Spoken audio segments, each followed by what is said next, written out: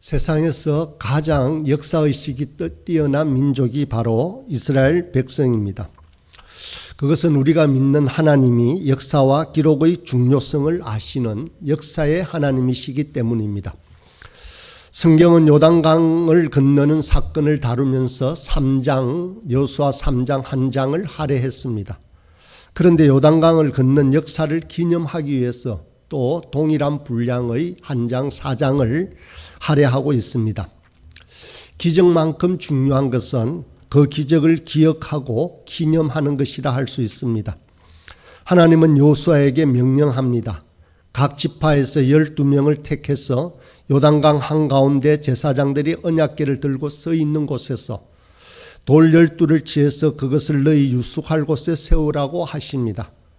그곳은 바로 본문 20절에 보면 나옵니다만 길갈이라고 하는 곳입니다. 그 길갈에 기념비를 세우라고 말씀하십니다. 하나님은 왜 이렇게 기념비를 세우라고 하셨을까요? 그 이유를 6절과 7절에 기록하고 있습니다.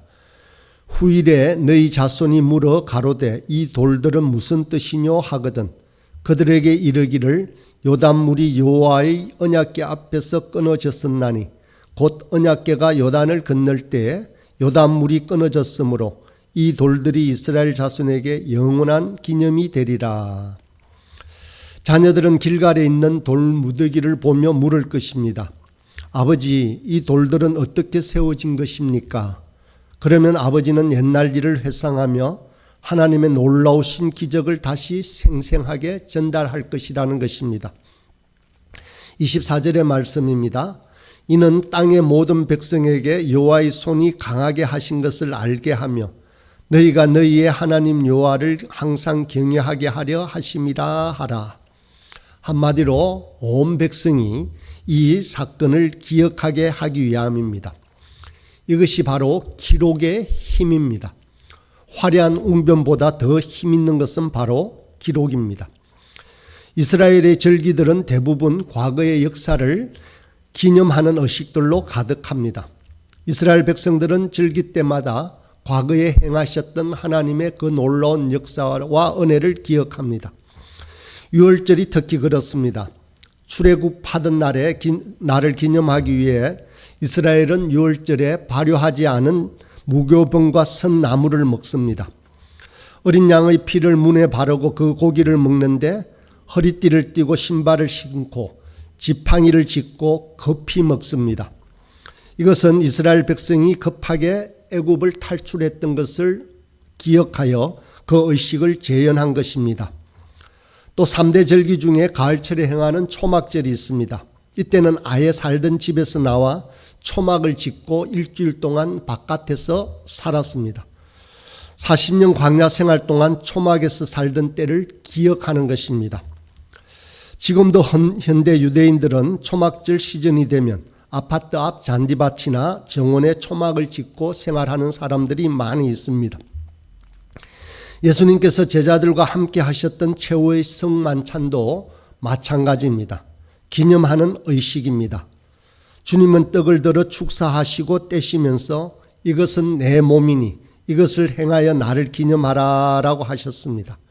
잔을 드신 후에는 이 잔은 내 피로 세운 새 언약이니 이것을 행하여 마실 때마다 나를 기념하라고 하셨습니다. 우리들은 성만찬 예식을 행할 때마다 주님의 죽으심을 기억하는 것입니다. 그런데 이 기념한다라는 말은 단순히 기억하거나 축하한다라는 뜻에 머물지는 않습니다.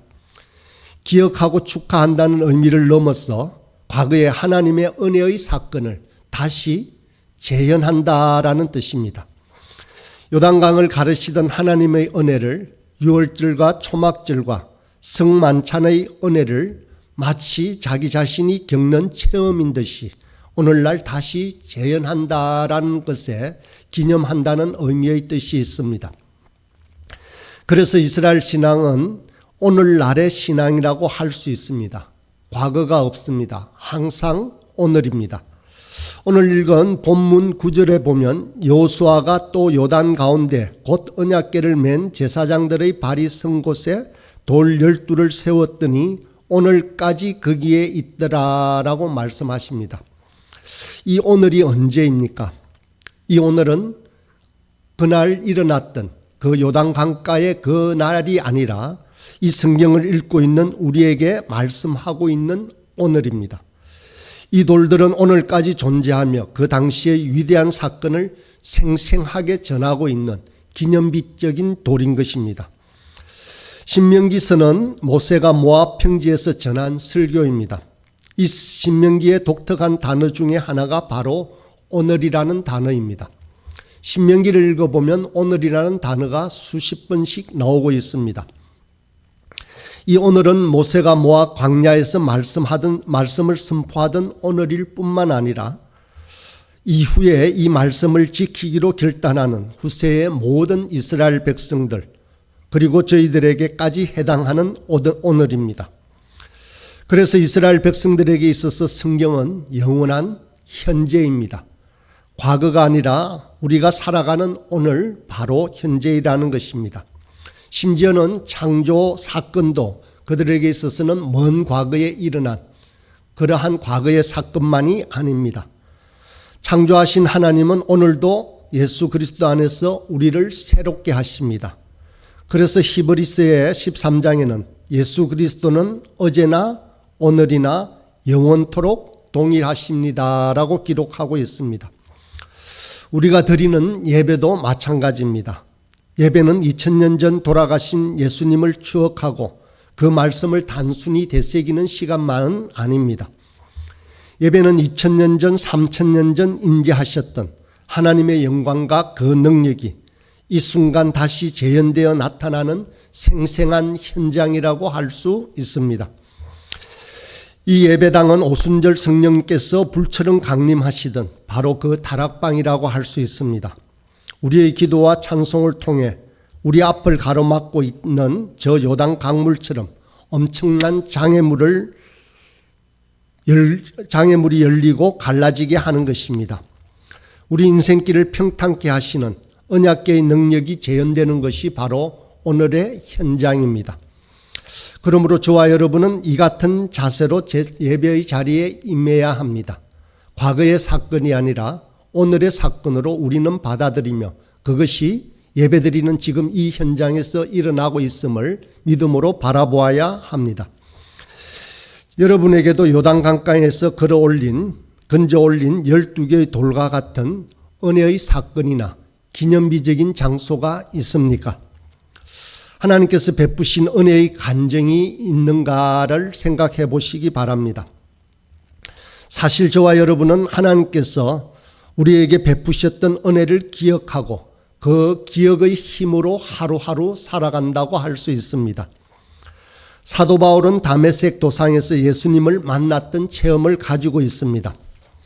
예수 믿는 자들을 잡아들이기 위해서 바울은 다메섹을 지나가고 있었습니다. 그때 호련히 비치며 음성이 들립니다. 사울아 사울아 내가 어찌하여 나를 핍박하느냐. 이때 사도 바울은 잠시 눈이 멀고 그 후에 아나니아라는 사람이 안수할 때 눈이 떠졌습니다. 바울은 이 다메섹 도상의 이 체험을 자신의 결정적인 간증으로 붙잡았습니다.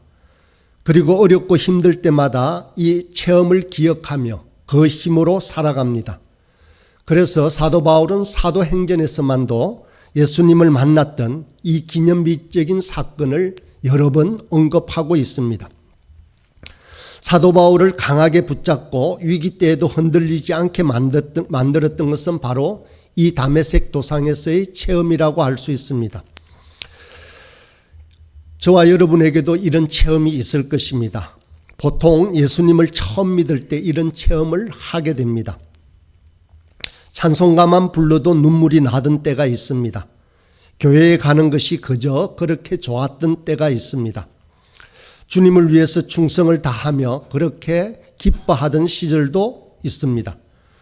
그래서 우리는 자주자주 주님과의 첫사랑을 회복시켜 달라고 하는 기도를 드리기도 합니다. 저와 여러분이 기도하는 대로 우리 하나님께서는 우리의 기도를 들어주시고 반드시 우리의 첫사랑을 회복해 주실 것입니다. 그 은혜의 때로, 그 은혜의 장소로 우리는 다시 돌아가야 하는 것입니다. 이스라엘에 내리는 비 중에는 이른 비와 늦은 비가 있습니다. 이스라엘의 기후는 우리와 정반대로 여름이 건기에 해당하고 겨울이 우기에 해당합니다. 그래서 농사는 우기 때인 가을에서부터 봄에 걸쳐서 주로 이루어집니다. 10월 무렵부터 시작해서 11월에 오는 비를 가르쳐서 이른 비라고 합니다.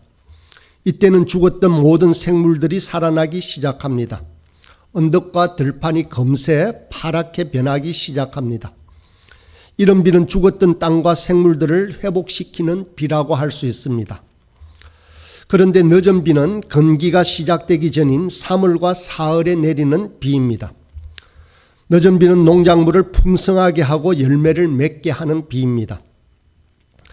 늦은 비가 내리면서 온갖 곡식과 과실들을 살이 오르면서 추수를 기다리게 되게 합니다. 곧 이른 비는 소생시키는 비고 늦은 비는 열매를 맺게 하는 비입니다. 그러므로 농사는 이른 비로 시작해서 늦은 비로 마칩니다. 우리의 신앙에도 이런 이른 비와 늦은 비가 있습니다. 첫사랑이 이른 비라고 한다면 성숙한 사랑은 늦은 비에 해당한다라고 할 것입니다. 우리 신앙은 이른 비로 끝나지 않습니다. 소원을 가진 자에게 하나님께서는 늦은 비의 은혜를 내리셔서 신앙의 꽃을 피우고 열매를 맺게 하고 추수하게 할 것입니다. 요단은 우리가 기억하고 재현해야 될 승리의 사건이지만 동시에 요단은 이스라엘이 죽고 부활한 곳이기도 합니다. 본문 10절에는 이렇게 말합니다. 또 여호와께서 여호수아에게 명령하사 백성에게 말하게 하신 일, 곧 모세가 여호수아에게 명령한 일이 다 마치기까지 궤를 맨 제사장들이 요단 가운데 서 있고 백성은 속히 건넜으며, 요단강에 먼저 들어간 것은 언약궤입니다. 언약궤는 곧 말씀입니다. 말씀은 또한 예수 그리스도를 상징합니다. 그리스도가 먼저 들어가시자 물이 멈추고 강바닥이 드러납니다. 언약궤가 강 한가운데 서 있고 백성들은 그 앞을 통과하여 요단강을 건너갑니다. 오늘 이스라엘 백성들이 요단강 밑을 걸어서 통과한 것은 마치 이스라엘이 집단적으로 세례를 받는 것과 같습니다. 말씀이신 그리스도께서 먼저 물속에 들어가셨습니다. 우리가 세례를 받는다는 것은 그와 함께, 예수 그리스도와 함께 물속에 장사되는 것과 같습니다. 그래서 갈라디아 2장 20절은 이렇게 말씀합니다. 내가 그리스도와 함께 십자가에 못 박혔나니 그런즉 이제는 내가 산 것이 아니요 오직 내 안에 그리스도께서 사신 것이다 라고 말씀합니다. 가나안 땅으로 들어가기 위해서는 먼저 요단강에서 자신이 죽어야만 합니다. 하나님의 일을 하기 위해서 필요한 것이 무엇이겠습니까? 열심히 공부하는 것, 물질과 사람을 모으는 것, 할 수 있다는 의지로 가득 채우는 것, 이런 것들이겠습니까? 아닙니다. 이런 것도 준비해야 되겠지만 가장 중요한 것은 무엇보다도 먼저 자신이 죽는 것입니다. 그릇이 비어 있으면 많은 것을 채울 수 있습니다.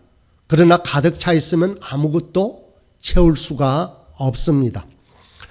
그릇을 쓸모 있게 만드는 것은 바로 이 비우는 것에 있습니다.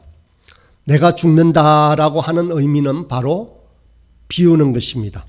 내 생각이 죽어야 합니다. 내 계획도 죽어야 하고 내 자존심도 죽어야 하는 것입니다. 성공하고자 하는 자기 욕심도 죽어야 합니다. 그래야 그리스도의 능력이 온전히 우리에게 임하는 것입니다. 이스라엘 백성이 여리고 성을 무너뜨릴 때 그들이 한 일이 무엇이 있습니까? 칼과 병거를 모았습니까? 아니면 군대를 모으고 훈련을 시켰습니까? 아니면 이웃 민족들과 외교를 해서 그들의 도움을 요청했습니까? 세상은 이런 방법들을 원할지 모르지만 하나님의 방식은 결코 아니었습니다. 하나님은 다만 우리가 죽고 비우고 내려놓기만을 요구하셨습니다. 이스라엘은 그저 침묵하고 여리고성을 돌았을 뿐입니다. 그런데 여리고성이 무너졌습니다. 이 능력은 어디에서 온 것일까요? 그것은 바로 자기를 비우는 능력입니다. 내가 죽은 만큼 그 빈 공간이 예수님으로 채워졌기 때문입니다.